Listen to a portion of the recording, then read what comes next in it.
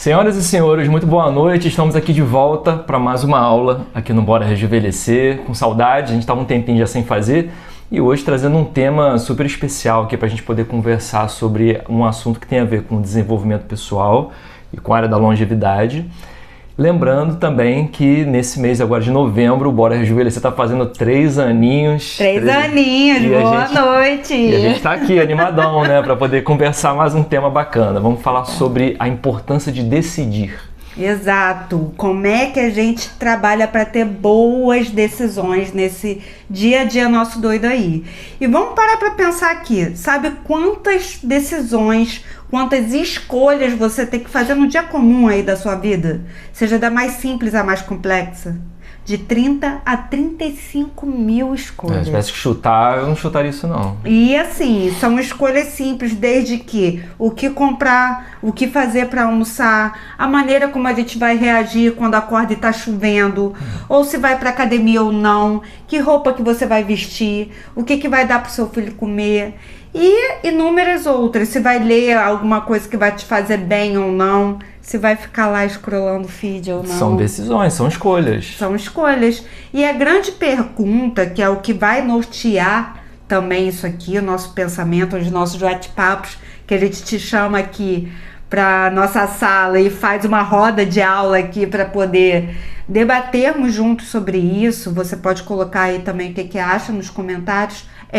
O que motiva suas decisões, suas escolhas do dia a dia, né?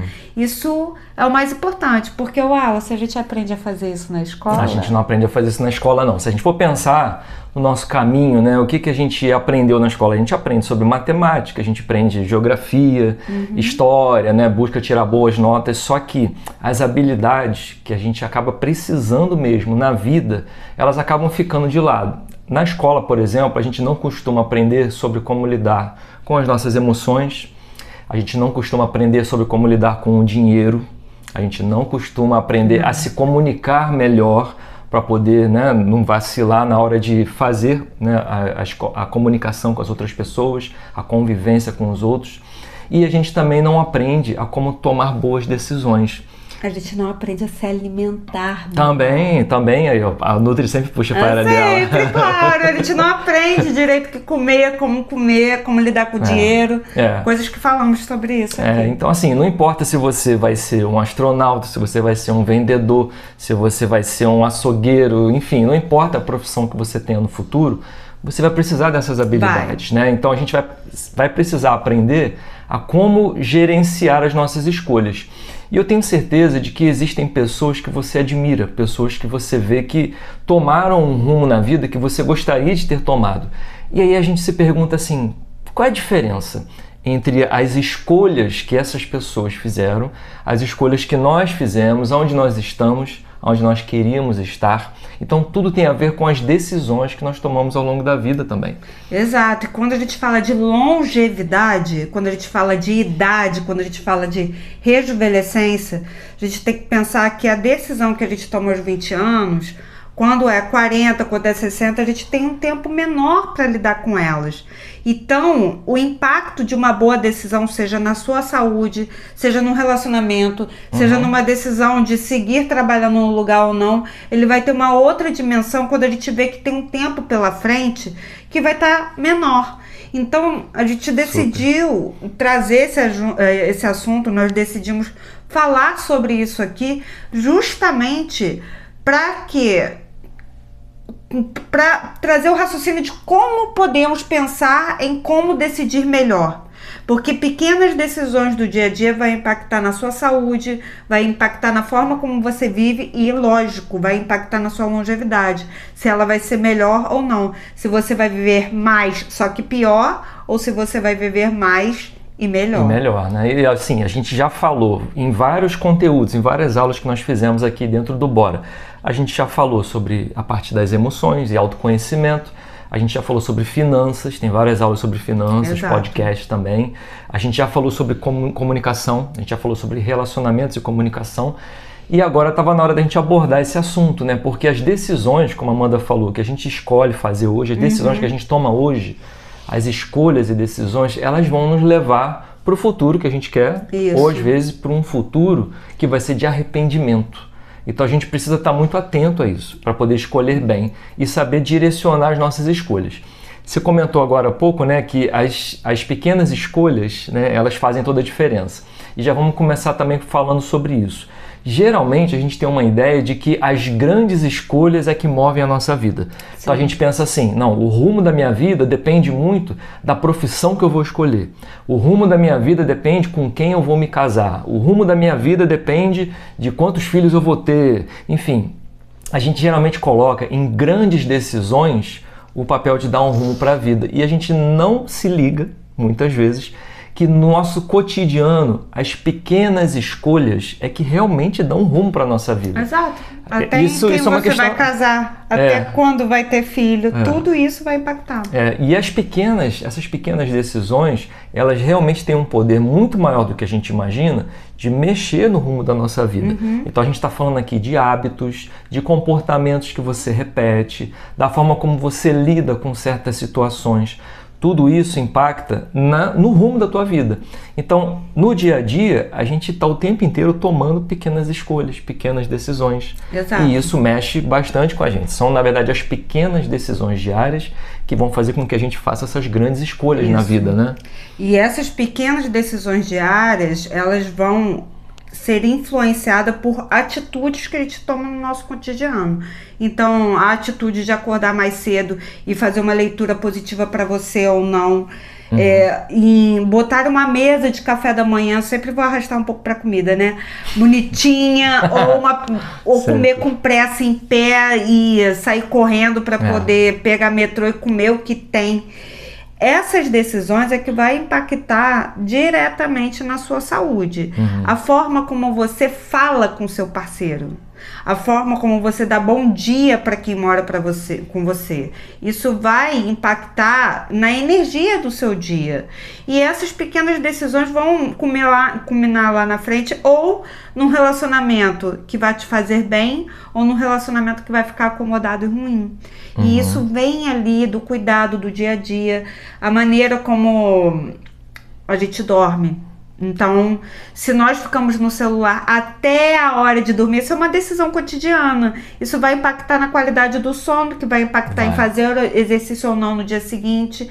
E vai impactar também na relação dos nutrientes no seu organismo, se a glicose vai aumentar ou não, e isso vai impactar na sua saúde. Total, como a gente está falando aqui, a ideia é trazer o seguinte conceito: no dia a dia, as pequenas decisões geram um grande impacto na sua vida. Exato, essa ideia que você tem que pegar. Não tem como você querer, por exemplo, ir para a academia, malhar durante 5 horas, falar assim, eu tomei uma grande decisão, vou malhar 5 horas e vou sair sarado. Não vai ser cheio de dor.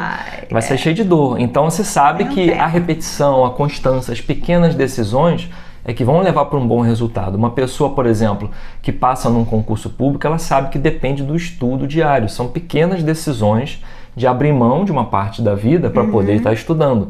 E assim vai.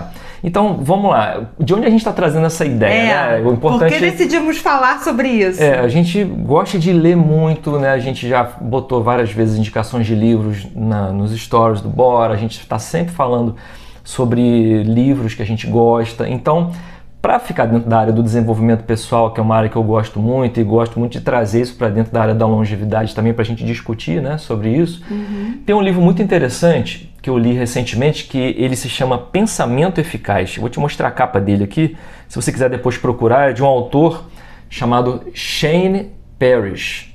É um livro muito legal e a gente tirou uma base de conhecimento para poder conversar nessa aula de hoje, para você te ajudar, né, a tomar melhores decisões e ter estratégias. Então a nossa ideia é que no final dessa aula você compreenda quais são as fraquezas que te fazem decidir errado, o que você precisa fortalecer para poder decidir melhor, tomar melhores decisões, e quais são as estratégias práticas, que a gente gosta sempre de trazer isso no final das aulas, para poder aprender a decidir melhor, para poder saber o que você faz na hora H. Então, para poder começar, o autor fala para a gente ali, o que impede a gente de tomar boas decisões? Ele começa falando que a gente tem que observar os nossos padrões. E ele trouxe 4 tipos de padrões que geralmente fazem com que a gente se perca na hora de tomar decisões. Então a gente precisa ficar atento a eles. E desses 4 padrões, eu vou falar quais são. O primeiro deles é o padrão do ego, o padrão da emoção, o padrão social e o padrão da inércia. E a gente vai falar sobre cada um deles. Vamos começar falando dessa primeira forma de fraqueza que faz a gente decidir de uma forma errada, que é o padrão da emoção. Vou começar falando sobre o padrão da emoção. O que é o padrão da emoção? É quando a gente reage aos nossos sentimentos e a gente não presta atenção nos fatos, nos argumentos. Então a gente está muito à mercê de poder perder a cabeça, de se descontrolar. É só a gente pensar assim, para uma pessoa construir para uma pessoa poder construir a sua reputação, muitas vezes ela levou muitos anos. Então, você passa ali 20 anos para construir uma reputação, você foi ganhando autoridade, foi mostrando sobre o que você tem autoridade para falar, e às vezes você perde a cabeça falando uma bobagem em 20 segundos. Você destrói 20 anos de reputação. Você deve conhecer alguma pessoa que já, você considerava de um jeito e a pessoa perdeu a cabeça e você viu, cara, não era a pessoa do jeito que eu imaginava. Então o padrão da emoção faz com que a gente tome decisões de uma forma errada. Às vezes a gente fica indignado com alguém ou então com alguma coisa que a gente ouviu e a gente começa a fazer o quê? Falar mal da pessoa. E aí, às vezes, isso é no ambiente de trabalho. Isso é uma decisão. Tá? É uma decisão. Imagina no ambiente de trabalho. Você começa a falar para os colegas como é que a sua imagem fica para as outras pessoas. Exato. Daqui a pouco as pessoas estão falando que você fica falando mal de todo mundo. Então a gente percebe que o padrão emocional faz a gente tomar decisões erradas. Quantas vezes a gente já não decidiu errado porque estava com raiva e depois falou, putz, cara, não era para eu ter falado aquilo, né? Exatamente. E isso, quando a gente fala de longevidade, de relacionamento e tal, para pensar que quando você reage de uma forma negativa, e isso no dia a dia, a forma como você discute com o seu parceiro ou sua parceira, ou a forma como você lida com os problemas com seus filhos, vai impactar na maneira como eles vão responder, e isso vai impactar no relacionamento de longo prazo, inclusive quando você estiver lá mais velho. Então, quando nós falamos sobre padrão de emoção, esse padrão de emoção ele tem que ser observado de forma consciente dentro de você, porque aquelas 35 mil escolhas lá que eu falei no início com ele, as 35 mil escolhas normalmente são feitas de forma automática e inconsciente. Então a maneira como a gente reage é um padrão. Se você sempre reage de forma irritada, se você sempre reage dando uma resposta ou dando uma bronca toda vez que vê alguma coisa que não está no jeito que você quer dentro de casa, isso vai gerar uma reação, uma contra-reação também. E como é que vai ficar o clima dentro de casa em relação a isso? Como é que vai ficar o relacionamento de longo prazo em relação a isso? Então isso vai impactar na parte que ele te fala de sociabilidade e relacionamento. Total. Na sua longevidade. Total. Então é importante pensar, a ideia da palavra padrão é a forma como você geralmente reage. De forma automática e inconsciente. Será que o teu padrão emocional, a forma como você está lidando, ou então como você não está nem percebendo as suas emoções, está atrapalhando na forma como você decide? Porque tem sonhos que a gente tem durante a vida, a gente precisa ir tomando decisões para nos levarem para esses objetivos e sonhos. Mas será que o padrão emocional está nos atrapalhando? Então, essa é uma das fraquezas, entre aspas, que a gente precisa ficar de olho. A segunda delas é o padrão do ego. Então, como é que a gente reage, com o nosso ego quando alguma coisa nos ameaça a nossa imagem? Como é que você busca se defender? Como é que a gente tenta lidar com aquilo que as pessoas estão falando da gente? Qual é a imagem que eu quero passar para outra pessoa? E aí a gente tem alguns desafios aqui dentro do padrão do ego. Por quê? Porque muitas vezes a gente se engana achando que pegando uma pequena informação sobre alguma coisa, a gente já sabe tudo. Então, para poder prestar bastante atenção nesse padrão do ego, para saber se a gente está ou não agindo de uma forma adequada, é preciso primeiro ter humildade. Humildade para saber o seguinte: será que eu estou achando que eu sei mais do que eu acho que sei? Será que eu estou expressando a minha opinião e passando por cima de alguém? Será que eu estou me sentindo tão menosprezado porque alguém fez só um pequeno comentário e eu estou tentando ali agora, fazer com que a imagem daquela pessoa vire a caveira dentro do lugar onde eu trabalho? Então, como é que a gente recebe as coisas? Como é que a gente processa isso? E o que o nosso ego faz com que a gente tome de decisão depois?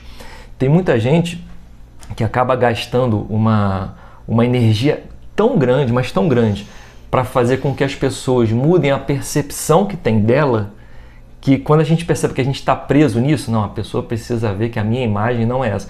Eu estou preso ao ego.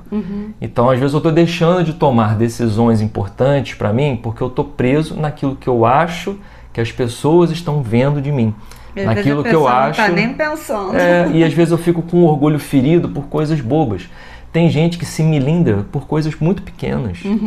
E isso atrapalha muito. Por quê? Porque às vezes um comentário que nem veio de uma forma maldosa, a gente interpreta de forma maldosa. Sim. Então, quando o nosso ego está muito inflado, geralmente a gente enxerga as coisas de uma forma maior do que elas realmente são. E a gente passa a querer se defender. Fazer coisas que a gente pode até se arrepender depois.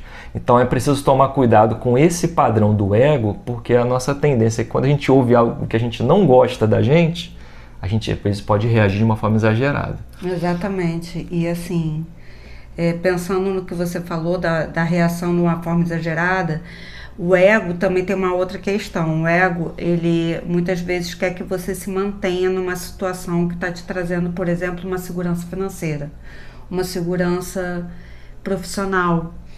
E isso tem um pouco da vaidade também. Então, às vezes, para manter o status financeiro ou para manter aquela posição social que você demorou muito para poder alcançar, você se mantém numa situação infeliz, numa situação que vai te manter estressado, porque quer segurar aquela segurança que o ego precisa. Isso é uma coisa que a gente tem que pensar. Será que você está se prendendo a situações que não deveria, porque você quer manter uma posição dentro da sua profissão, dentro do seu status financeiro, que você demorou muito para atingir, mas que hoje já não faz mais tanto sentido assim, mas está com medo de soltar? E isso vai impactar em decisões quando a gente fala de rejuvenescência, de envelhecer. Porque se você está num ambiente que gera um estresse financeiro ou então um estresse social para que você se mantenha numa posição que você lutou para conseguir ou com bem material que você lutou para adquirir, isso é ego. E isso vai te deixar com a saúde pior. E os relacionamentos também viram um empilhamento. O Shane, né, o autor do livro, ele fala até o seguinte: quando o nosso ego busca criar esse ambiente para a gente poder se enxergar, a gente costuma criar uma hierarquia para olhar para a vida. Então, o que ele fala? Você citou a parte do dinheiro, eu vou pegar uma carona nisso. Ele fala assim: quando você determina que para poder ser uma pessoa importante e uma pessoa de sucesso, você precisa ter dinheiro, você cria uma hierarquia para enxergar as outras pessoas. Então, quando você olha para os outros, você pensa assim: aquela pessoa ali, qual é a posição financeira dela? Pô, esse cara é bilionário. Então esse cara tem importância. Então você passa a dar importância com base na hierarquia que você cria para o seu ego. Sim. Então você passa a ver as pessoas o seguinte: a pessoa só tem importância para mim se ela tiver dinheiro ou se ela tiver status. Entendi. Então o ego cria uma hierarquia para enxergar o mundo. E olha que perigo isso. Porque você deixa de considerar outras pessoas que podem te trazer um ponto de vista diferente da vida. Você pode deixar de olhar para outras coisas na vida que vão te acrescentar também. A vida não é só a busca pelo dinheiro e pelo status. A gente fala de 8 elementos dentro do Bora. Olha quantos elementos fazem parte de uma vida bem vivida, bem trabalhada, bem organizada. Desapegar, exatamente. Então o padrão do ego pode estar às vezes levando a gente a ficar cego para outras coisas que a gente não está enxergando na vida. Então é um perigo, porque as nossas decisões, se elas forem baseadas no ego, elas podem nos levar a um lugar que a gente não queria ir, depois ficar infeliz, como você falou. Com certeza. Aí o outro padrão que ele fala aqui, que a gente muitas vezes cai nele, é o padrão social. E esse eu acho que é um dos mais fortes. Por quê? Porque a gente acaba se submetendo às normas do grupo que a gente está. Então a gente vê a maioria das pessoas agindo de um jeito e a gente fica desconfortável de agir diferente. Por quê? Porque a gente pode ser julgado, porque a gente pode sofrer algum tipo de discriminação. E depois a gente fica naquele pensamento assim, né? E se eu fizer um negócio diferente dos outros e não der certo? Depois será que eu vou passar como idiota na frente de todo mundo, entende? Então a gente tem uma tendência a querer ser aceito pelo grupo, a querer ficar dentro de uma faixa de pertencimento. Então, muitas decisões que a gente toma ou não toma, pode ser porque a maioria das pessoas não está fazendo aquilo. E a gente fala, pô, é melhor ficar aqui e não fazer. Vai que eu me arrisco. Assim, esse padrão, para mim, é um dos mais perigosos dentro desses padrões e é o que é mais fácil cair. E o padrão social, ele não é só um padrão de um grupo de pessoas, ele pode ser um padrão que você seja refém dentro de um relacionamento até a 2. Então, é o padrão que te leva a ter dificuldade de dizer não e de fazer coisas que você não faria ou não gostaria ou se sente desconfortável em fazer. Então, é o padrão que muitas vezes, para poder agradar o grupo ou agradar o outro, você deixa de dizer não ou para de dizer sim para você, para poder ir se encaixando no mundo do outro e vai dizendo sim para convites, para situações, para até escolhas também do dia a dia ali, seja do que comer, para onde sair, para que festa ir, que você não está com vontade. E quando você vê, você perde sua identidade. É o padrão que, se a gente não tiver muito atento às nossas escolhas e decisões dentro dele, a gente pode estar fazendo parte de um grupo ou de um relacionamento que não está fazendo bem e te afastando de quem você é na verdade. Exato. E te afastando de sonhos e de coisas, até de... Se você está com uma pessoa, por exemplo, que não gosta de atividade física, gosta de beber e passar o final de semana... todos os finais de semana, de vez em quando é beleza, mas todos os finais de semana só deitado, comendo besteira, vendo Netflix. E você é uma pessoa que gosta de atividade física, sair para poder ver o sol, e gosta de atividades mais diurnas, solares, e gosta de música, gosta de conhecer restaurante novo e tal. Alguém ali vai ter que ceder. E se uma das partes começa a ceder mais do que a outra, vai chegar um momento em que a conta não vai fechar. E vai ter um desconforto. Então, o padrão social, se você é uma pessoa que tende a ir aceitando de uma forma inconsciente isso tem que ser trabalhado. Porque senão vai chegar uma hora que você vai se perder de si. É legal a gente lembrar o seguinte, uma pessoa se destaca quando ela faz aquilo que é certo. E não aquilo que a maioria faz. Você pode estar num meio onde a maioria faz algo que não vai ter um futuro legal. Eu não diria que é o que é certo, eu diria que é o que é melhor para ela. E não o que a maioria faz. Porque o certo é muito relativo, né? Entendi. Não, sim, concordo. Então, beleza. Vamos para o outro padrão. O último deles, o padrão da inércia. Por que o padrão da inércia é um padrão que faz a gente tomar decisões equivocadas? Porque a nossa tendência é resistir às mudanças, é ficar onde está.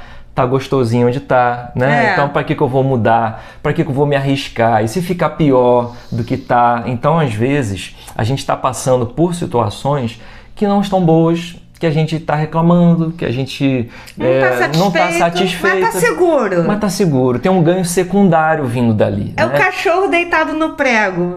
Ele tá preferindo continuar deitado, mas o prego tá machucando. E ele não levantou ainda porque não tá doendo o suficiente. Não tá doendo o suficiente. Então é isso. Às vezes a gente quer fazer mudanças, mas a gente pensa assim, pô, será que vale a pena? Será que não é melhor ficar onde eu tô? Porque a tendência, a forma como a gente foi... Ao longo dos anos, né, ao longo dos séculos, o ser humano, o cérebro da gente foi moldado para quê? Para economizar energia. A gente foi moldado para poder guardar o máximo de energia possível, porque daqui a pouco poderia surgir um leão ali querendo vir em cima da gente, tinha que correr rápido. Então, olha só, a gente busca guardar a energia, né? O cérebro, o corpo, ele busca querer aquilo que está acomodado. Então, para poder fazer algo diferente, você tem que tomar uma decisão, você tem que levantar, você tem que agir, você tem que pensar de uma forma diferente. E às vezes você tem um ganho secundário ficando onde você está.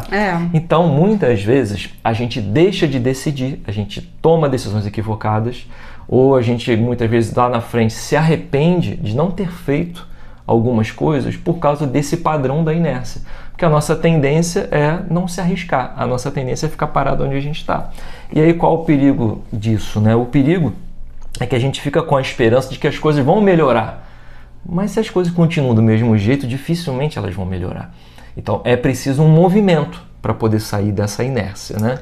Então o padrão da inércia é um padrão perigoso. A gente pode acabar deixando de tomar boas decisões por causa dele. É o padrão da sobrevivência, é o padrão da acomodação, é o padrão da zona de conforto que não é confortável.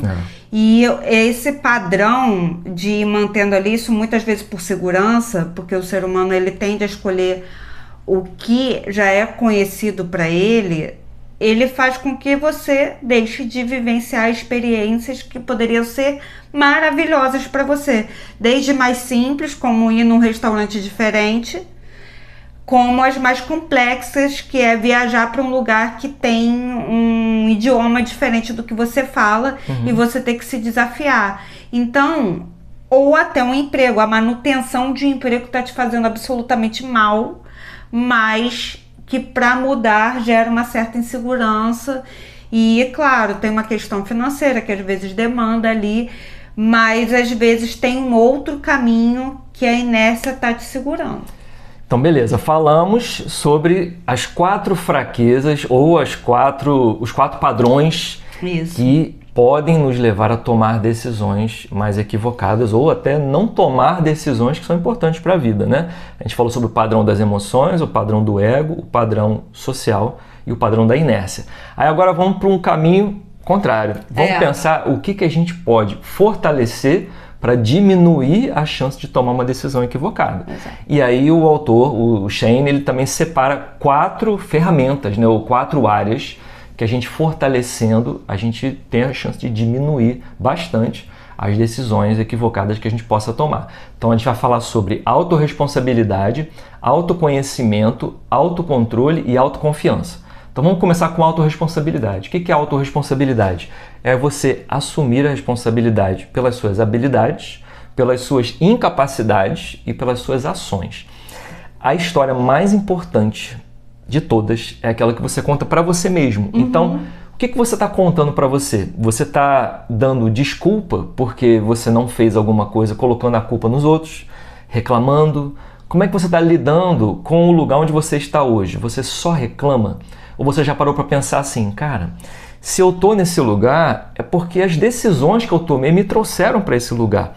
Seja um lugar que você está insatisfeito financeiramente, no relacionamento, no trabalho, porque tudo está com a nossa decisão. Pensa bem, se você chegou em casa e falou assim, cara, eu não devia ter bebido tanto. E aí você para assim, pô, mas também, o João passou aqui e me levou lá pro boteco, sei lá, pra noite e eu bebi. No fundo, a culpa não foi do João, você percebe? A culpa foi sua. E quando a gente olha para essa noção de responsabilidade pelas nossas decisões, a gente vai ver que tanto o sucesso quanto a frustração de onde a gente está depende das nossas escolhas. A gente escolheu estar onde a gente está.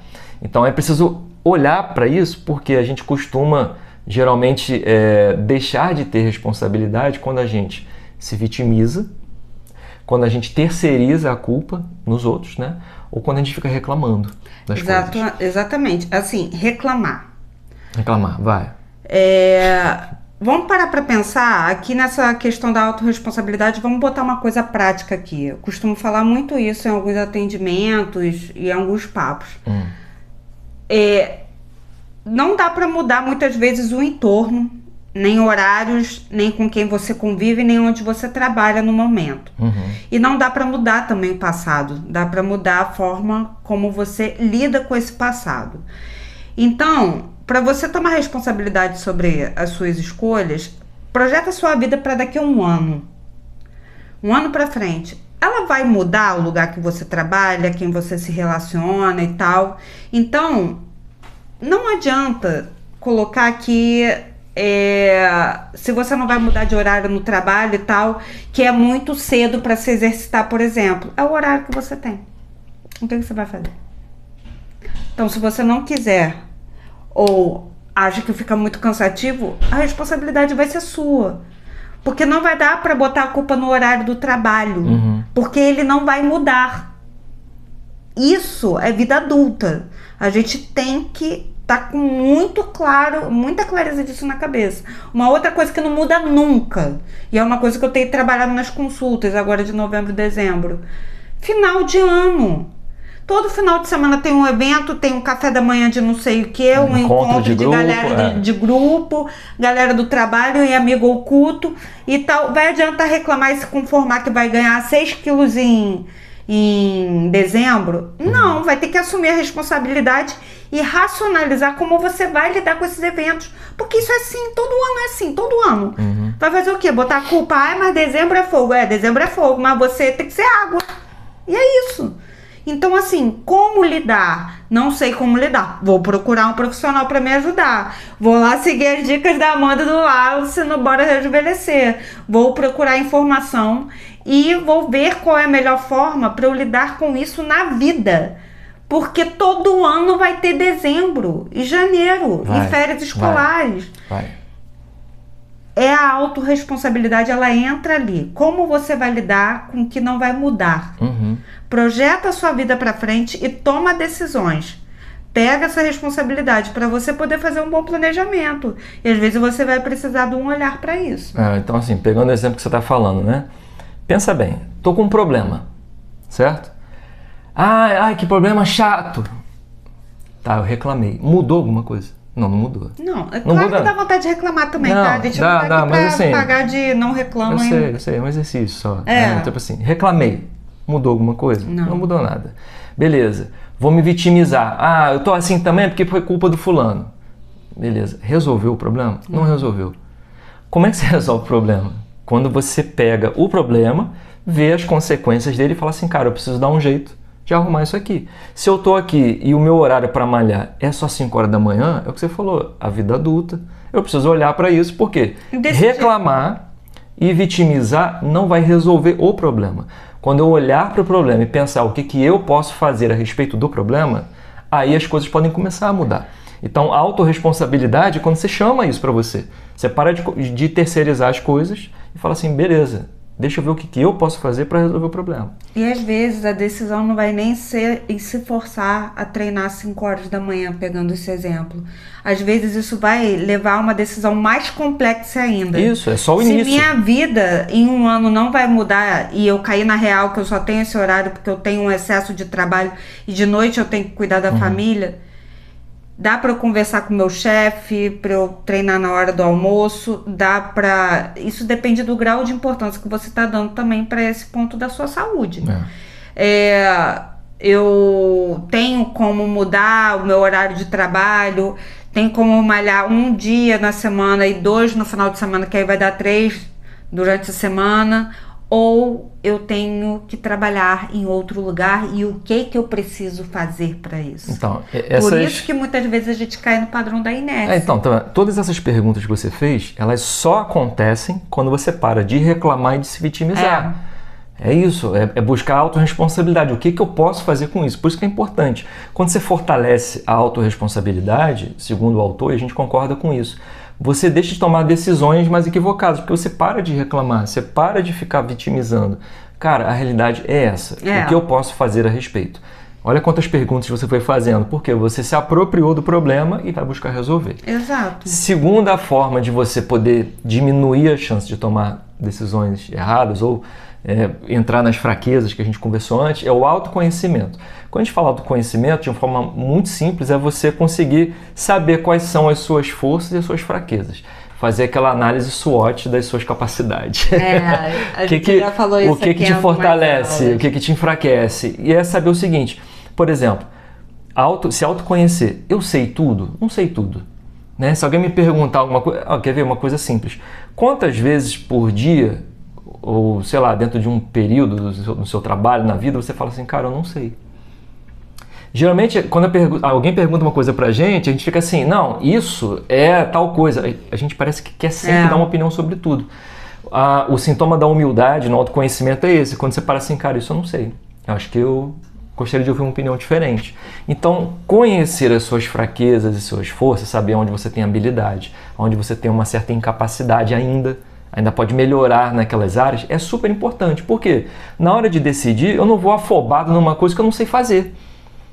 Olha só, como é que eu posso me estrepar todo? Posso, sei lá, investir um dinheiro grande num projeto e falar assim, cara, eu botei um dinheiro ali, é legal, aquilo mas como é que... Eu não sei fazer, mas vou me arriscar, de repente vou ganhar um dinheiro com aquilo, entende? Você toma uma decisão equivocada porque você não se apropriou do que é uma habilidade, do que é uma fraqueza sua. Isso é se conhecer.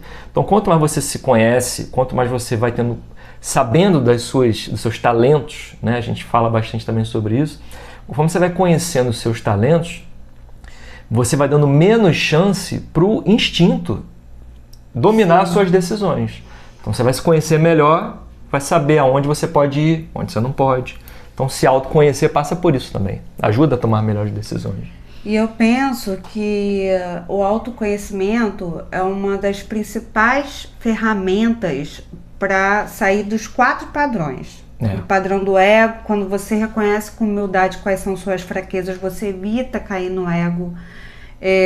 Quando você acaba sabendo o que te faz bem, o que não faz, você evita cair no padrão social. Você não vai falar não para uma coisa que você gostaria de fazer, nem um sim para uma coisa que não te agrada. Então, você se conhecer e investir em ferramentas que te levem a te conhecer vai fazer com que você tome melhores decisões para você, sem ficar com receio de desagradar ou de julgamento do outro, porque você está fortalecendo o que faz sentido para você. Isso é fundamental para envelhecer bem. É isso aí. Ó, outra área para poder fortalecer, que a gente precisa olhar para ela, é o autocontrole. E o autocontrole é o quê? É a capacidade de você dominar os seus desejos, as suas emoções, os seus medos. Então, assim, às vezes a gente percebe que, sei lá, uma pessoa fala alguma coisa para mim, eu não gostei, eu já estou reagindo de um jeito que eu nem pensei. É preciso que a gente crie um espaço mental para razão. Sim. Porque se eu já dou vazão para reação, eu já ajo sem pensar, eu vou acabar perdendo o controle, posso fazer 1000 besteiras. Então, para poder agir melhor, para poder decidir melhor, o autocontrole é você saber ter um espaço para você poder pensar melhor. Então, por exemplo, cara, alguém fala um negócio, eu perco a cabeça e já saio falando outra coisa. Então, cria uma regra. Cria uma regra para você. Cada vez que alguém falar uma coisa que eu não bateu bem, eu vou contar até 10. É aquela receita simples. Toma uma água! Toma uma água, bota água na boca, tipo assim, só vou falar quando pensar melhor. Então, essa ideia de você ter autocontrole, pensa numa outra situação. Já viu criança de birra? Então, imagina... Claro que já, claro que já, né? Meu filhote. Agora, já percebeu que tem alguns adultos que praticamente agem do mesmo jeito? Já também.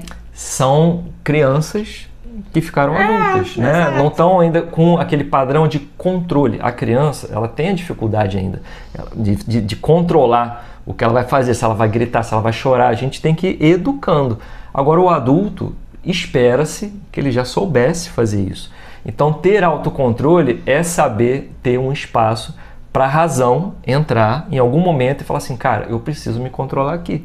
Eu preciso evitar fazer aquilo. Então, fortalecer o autocontrole pode te ajudar muito a não tomar, principalmente, decisões equivocadas, né? No calor do momento. E o autocontrole é uma das principais ferramentas para lidar com 3 pontos da área da saúde.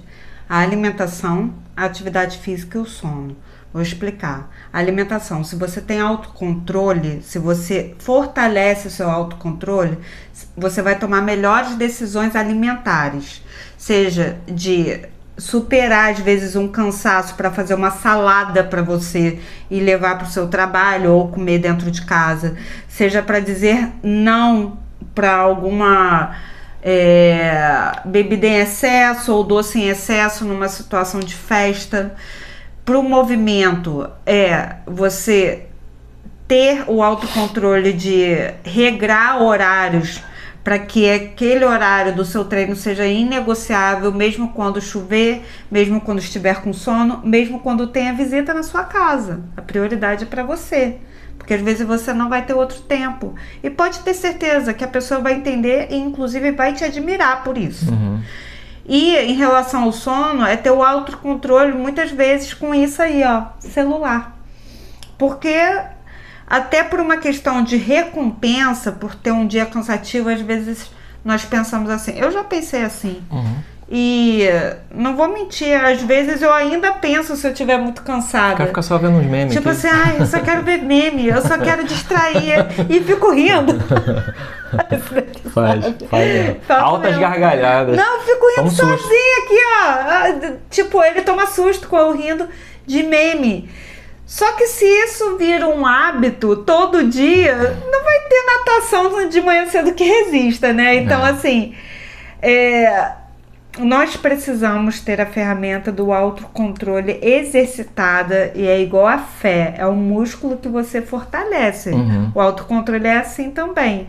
Para que dia a dia nós tomemos essas decisões que muitas vezes são mais difíceis do que uma grande decisão, como se casar ou não com alguém. Porque essa decisão da constância, ela é desafiadora todo dia, porque tira a gente da zona de conforto. Então o autocontrole, ele é fundamental nessas 3 áreas centrais da saúde, que é a alimentação, exercício e sono. Ótimo. E a quarta área que a gente precisa estar sempre olhando com muito cuidado para evitar cair lá nas nossas fraquezas, né, nos nossos padrões, é a autoconfiança. A gente precisa fortalecer a autoconfiança. E o que é isso? É quando você confia nas suas habilidades, você confia no valor que você tem. Então, pensa bem, para poder passar pelos padrões do ego, da emoção, da pressão social, né, da inércia, e não cair nisso, não tomar decisões erradas ou acompanhar os outros numa coisa que você não queria estar fazendo, você precisa de autoconfiança, você precisa acreditar no seu valor, no que você está decidindo. Então, quantos sonhos, né, que muitas vezes a gente já teve que morreram por falta de autoconfiança. Porque a gente ficou naquela, putz, será que é pra mim? Será que realmente eu tenho força para fazer isso? Será que eu vou me arriscar? Então, muitos sonhos morrem porque a gente não fortalece essa área e deixa de tomar decisões importantes para a vida da gente. Uma outra forma da gente buscar ter confiança é a forma como a gente fala com a gente. Sim. Essa acho que é uma das mais ocultas, assim, vejo pouca gente falando sobre isso. Porque quando você está lidando com um amigo ou uma pessoa próxima que fala para você assim, cara, eu não estou confiante, poxa, eu acho que aquilo não é para mim e tal. Muitas vezes a nossa tendência é virar para a pessoa e falar assim, acredita no teu potencial. Pô, olha para você, olha o que você tem de habilidade, você vai dar certo nisso. Eu tô contigo. E quando a gente vai falar com a gente geralmente não usa essas palavras. Não, a gente fala assim, poxa, eu sou burro, eu não consigo, pô, realmente eu não sirvo para nada. Olha a linguagem que você usa, principalmente com você. Isso é uma forma de fortalecer ou de diminuir a sua autoconfiança. Sim. E eu vejo pouca gente falando sobre isso, a forma como a gente dialoga com a gente mesmo, né? A maneira como nós falamos conosco vai também demandar uma mudança interna. Um autocontrole muitas vezes, porque se você está habituado a olhar e falar assim, nossa, como você, olhando no espelho, ai, que burrice que você fez, ai, como você tá gordo, você não consegue emagrecer, ai, olha só, tá lá você comendo. Gente, eu vou sempre tender a dar um exemplo nutritivo, nutricional, porque é da minha vivência, né? E isso, você não se controla e tal, isso não vai fortalecer a sua confiança. Isso não vai fortalecer a sua autorresponsabilidade. Porque isso te coloca também num lugar de que você não resiste, de que você não é capaz, de que você não consegue. Então, fortalecer a sua autoconfiança também demanda estratégias de autoestima. E às vezes a gente precisa inclusive de ajuda terapêutica para poder lidar melhor com isso. Falou muito bem, exatamente isso. A imagem não vai melhorar se você fala errado com você. Exato. Se você se trata mal. Então eu dou sempre esse exemplo. Quando você conversa com um amigo, uma pessoa próxima, a tendência é que a gente estimule essa pessoa. E por que a gente não faz isso com a gente também? Né? Então, assim, é engraçado notar isso, né? Quando a gente é criança, e, por exemplo, a gente está passando pela fase mais desafiadora da vida, que é aprender a andar. Andar é muito difícil, né? Pro bebê, quando ele começa, ele cai, levanta. E imagina se a gente ficasse, né, falando pro bebê assim, tá vendo? Foi tentar para quê? Fica aí. Não precisa tentar andar. Cai igual uma jaca sempre. Não precisa, tal. Mas o que a gente faz? A gente faz o contrário, a gente estimula. A gente diz para a criança assim, muito bem, meu filho, levanta, vai agora, vem, agora você vai conseguir. Então, o estímulo, o reforço do aprendizado, a gente percebe o quanto que é importante para fases importantes da infância. E aí a gente vira adulto e faz justamente o contrário, começa a desestimular. Não, eu não sou bom para isso, eu sou um burro, eu sou um idiota, para que eu fui tentar isso? Olha só como é que a nossa linguagem muda. Então, se a gente recebe estímulo e isso valida o nosso comportamento e faz a gente decolar e passar por uma das fases mais difíceis de aprendizado na vida e desenvolvimento, por que a gente não continua usando isso? Para se desenvolver como pessoa, como um adulto, sabe, saudável mentalmente, sabe, e poder fazer boas escolhas, caminhar para os sonhos e desejos, realizar o que é importante na vida. Por que a gente usa uma linguagem, né, ao inverso disso e se trata mal? Então a gente precisa realmente tomar cuidado com as palavras que a gente usa com os outros, mas principalmente com a gente. E aí a gente já chegando aqui agora na parte final, vamos entrar na parte das estratégias práticas, né? Então a gente pôde entender um pouquinho ao longo dessa aula a importância das decisões, quanto que é importante a gente pensar sobre isso, como a gente não aprende sobre isso, né? Sobre como tomar boas decisões. A gente viu os padrões que podem nos levar a tomar decisões equivocadas ou deixar às vezes a inércia levar a gente, deixar a gente paradinho ali, deixar a vida levar como quiser, sem a gente realmente se apropriar do que a gente quer. A gente aprendeu as 4 áreas que a gente precisa fortalecer para poder aprender a decidir melhor. Então agora vamos entrar na parte prática, porque sabendo que na escola, né, a gente não aprendeu a decidir melhor, vamos agora trazer algumas estratégias para quê? Porque quando a gente estiver passando pelo dia a dia, nas situações que realmente estão acontecendo, quais são as ferramentas, quais são as estratégias que a gente pode usar para pensar melhor, para se lembrar de fortalecer e melhorar as nossas decisões. Então a primeira delas já é uma coisa que vai valer a pena a gente falar sobre isso, principalmente a parte da tua área, da nutrição. A gente primeiro deve evitar tomar decisões importantes quando a gente estiver passando pela fome, quando a gente estiver com raiva, quando a gente estiver sentindo solidão e quando a gente estiver cansado. Porque a tendência é que a gente decida mal, né? Na fome. Eu fico muito irritada na fome, eu fico uma capivara brava. Você fala de 5 em 5 minutos ou menos do que isso, tô com fome. Tô com fome, começa a fazer carão, eu fico irritada. Eu falo, já sei, sabe, tô com fome, tô com fome. Eu fico uma chata, é isso, eu fico uma chata e ir pro supermercado, por exemplo, nessa hora... Pois é, aí tá vendo? A sua compra vai dar o dobro financeiro do que daria se você estivesse com uma listinha e ido sem fome. E tem pesquisa sobre isso. Tem várias. Então, assim, quando você tá com raiva, você pode tomar uma decisão definitiva ou falar coisas que você não falaria se parasse um momento para pensar. Quando você tá se sentindo sozinho, às vezes você toma decisões de relacionamento que não vai ser nem um pouco legal. É a solidão, cuidado. E o cansaço e o sono fazem com que o corpo entre no modo sobrevivência. Então, às vezes, a decisão que você toma naquele momento é para que você saia mais rápido daquela situação para conseguir sobreviver e dormir. Então, o Wallace está certinho. Esses 4 pontos aqui, eles não são os melhores... auxiliadores de processo decisório. Não, então assim, já fica a primeira dica. Quando você estiver com fome, com raiva de alguma coisa, tá ali no emocional abalado, você tá sentindo carência, né? Tá na solidão, ou você tá cansado, se tiver uma decisão importante, o que você pode fazer? Usa uma estratégia de emergência. Olha, posso decidir amanhã? Posso sair dessa situação agora? Posso comer? Posso comer, exatamente.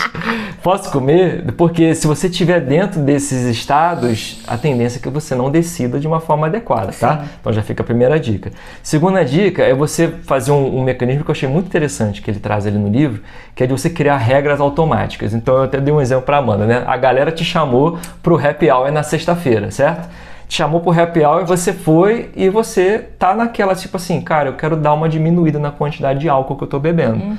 Então, em vez de você ficar brigando com você mesmo, pô, não quero beber, a galera, pô, bebe aí, Wallace, bebe aí, Amanda e tal. Não é o nosso caso que a gente não bebe, né? Mas... Então, isso já passou. Mas você já bebeu, botando aí você, que se você por acaso gosta de beber, tá com a galera e não é um dia que você queria beber e o pessoal tá forçando, qual é a ideia, a estratégia, né? Cria uma regra para você de quando você bebe e da quantidade que você bebe. Então, por exemplo, olha, eu só vou beber uma long neck no sábado à noite.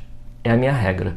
Quando a galera estiver lá te pressionando, você vai beber? Cara, eu não bebo na sexta, eu só bebo no sábado. Então, assim, as pessoas lidam melhor com a regra do que tentando lidar com a sua motivação. Se você falar assim, cara, não tô afim de beber, não, vai, a pessoa vai te motivar. Ou com a negação criando uma regra, padrão social. Criando uma regra, você já define ali uma estratégia muito boa para parar de beber. Exato. E assim, quando eu falo negação do padrão social, é pegando o gancho desse exemplo que o Wallace falou. Você, às vezes, dizer não para um convite vai ser mais fácil quando você tiver uma regra pré-estabelecida para você mesmo. Isso também ajuda na sua motivação. Então, uma coisa vai indo para outra. Para evitar que você ceda para determinados padrões que não vão ser saudáveis para você. Se você, por exemplo, pegar a tua área, né, e falar assim, a pessoa criar a seguinte regra. Cara, eu só vou comer hambúrguer no sábado. Então, se pintar uma oportunidade durante a semana e alguém te chamar, você já tem uma regra. Olha, eu tenho uma regra, eu só como hambúrguer no sábado. E aí te ajuda, né, a não ficar suscetível, de ter que ficar brigando com a tua emoção, com a tua motivação, sabe?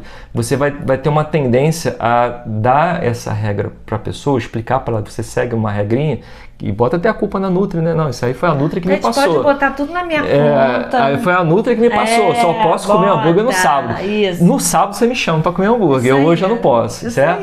Então é uma regra legal que quando você cria isso, te ajuda. Que, por exemplo, quero ir para academia. Cara, a minha regra é a seguinte, todo dia de manhã a roupa vai ficar na sala, porque quando eu acordar, a roupa já está ali e vai me facilitar. São pequenas regrinhas do dia a dia. Isso.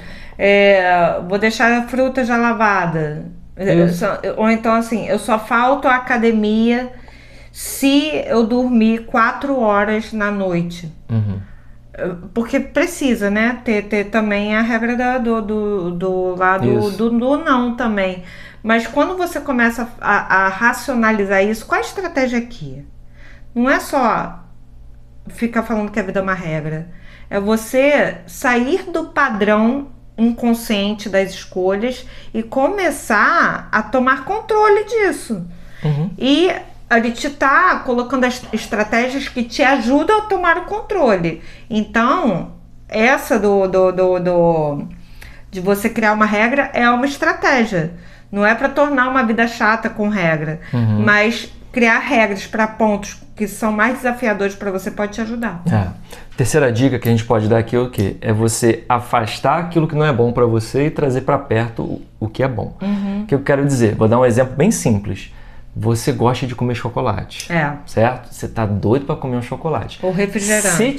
Ou refrigerante. Se tiver na geladeira disponível, a tendência é que quando você abre a geladeira, ou quando você acaba de jantar, acaba de comer, putz, aquele chocolate está ali dando mole. Agora, se você não está querendo comer chocolate, não está querendo consumir refrigerante, não compra. Por quê? Porque se você não tiver em casa, vê se você concorda comigo, você vai ter que sair de casa, entrar no carro, ou enfim, pegar o transporte, ir no mercado para comprar o chocolate. Putz, deu muito trabalho, é melhor ficar sem chocolate e comer uma banana. Então, quanto mais você afastar o que é ruim para você e trazer para perto o que vai facilitar para você, é melhor. Então, é uma forma de você não tomar decisões equivocadas. Então, deixa para longe. Eu usei o exemplo da comida, mas a gente pode usar para outras coisas. É o primeiro exemplo que eu pensei também, porque isso funciona também, por exemplo, para quem está com dificuldade com peso com criança. Às vezes não é nem para si. Se está ali disponível, vai ser mais fácil furar. Então, quando o Wallace falou de trazer para perto o que é bom, também lembrei da situação de você ter alimentos saudáveis para que você facilite suas boas escolhas. Tem a fruta, tem a verdura já pronto. Se está com dificuldade de, por exemplo, ter tempo para fazer, às vezes vale a pena investir em coisas mais picadas, mesmo que sejam mais caras, mas de acordo com a sua realidade. Então, facilitar o que é bom para estar perto e dificultar o que pode te fazer mal. Boa. Ó, uma outra dica legal também para fazer, essa vai exigir que você tenha um pouco mais de consciência durante o seu dia. Então vamos supor que você está pensando assim, ó, eu estou gostando de correr. Pô, comprar um tênis maneiro e tal, quero participar de uma corrida. Quero, enfim, fazer uma distância maior controlando. Sei que preciso ganhar preparo físico, certo? Então, no dia a dia, quando você estiver diante de uma situação do que você vai comer, ou se você vai dormir tarde, vai perder a hora no telefone, o que for, é você parar e pensar o seguinte, pô, isso aqui que eu vou fazer vai me ajudar a chegar mais perto do meu objetivo ou vai me afastar do meu objetivo? Qual é o meu objetivo? Eu quero participar de uma corrida. Pô, uma parada que eu tenho sonho de participar, nunca participei, quero me sentir bem, quero ganhar autoconfiança com isso. Então, é você usar essa frase, isso me afasta ou isso me aproxima do meu objetivo. Isso vai servir para qualquer decisão que você tome durante o seu dia. Então, vai tomar um copo de refrigerante, te oferecer? Cara, isso aí vai me ajudar ou vai me atrapalhar no meu treino para corrida? Isso. É só um exemplo, né? Você pode usar para o que você quiser, mas trazendo para a tua consciência e se perguntando se isso te ajuda ou te atrapalha no teu objetivo, a tendência é que você escolha melhor. Exatamente. Né? Assim, isso vale para todas as decisões. Mas para isso é importante essa pergunta. A gente precisa ter clareza, que aí eu vou falar de uma estratégia aqui, e você fecha falando da outra. Para isso você precisa se conhecer. Você só vai saber se você está perto do seu objetivo ou afastado quando você tiver clareza do que você quer, a partir do que você sabe que faz bem para você ou não. Então, isso diz respeito a estudar, isso diz respeito a você às vezes negar um convite porque aquilo vai te afastar do seu objetivo. Isso diz respeito a você se organizar para poder ter mais tempo para ficar com seus filhos ou não. Porque o se conhecer, ele está muito casado com essa pergunta aqui. De se isso está te levando para perto do seu objetivo. Você só vai estabelecer um objetivo se você souber o que você quer ou não. E você só vai saber isso se você souber o que você gosta, o que faz sentido para você naquele momento. Que não necessariamente é o que fez um tempo atrás. Então, tem as nossas aulas aqui para te ajudar. Tem uma terapia, buscar a terapia para você, fazer exercícios de autoconhecimento.